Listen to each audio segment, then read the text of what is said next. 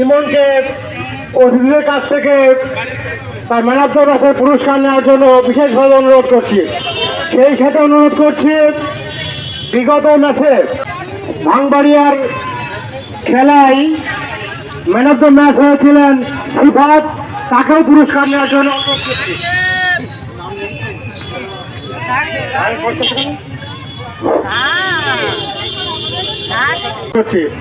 আজকের ম্যাচের একমাত্র গোলদাতা ইমনকে ম্যান অফ দ্য ম্যাচ পুরস্কার নেওয়ার জন্য অনুরোধ করছি।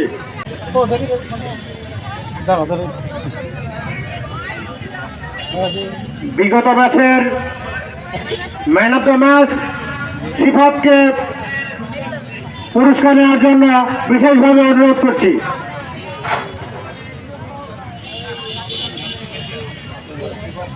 সিফাত সিফাত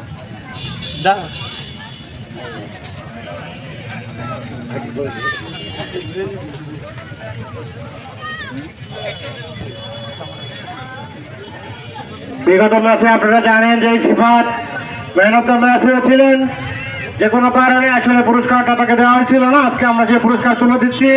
ধন্যবাদ সিফাত, আজকে অত্যন্ত চমৎকার খেলা খেলেছে।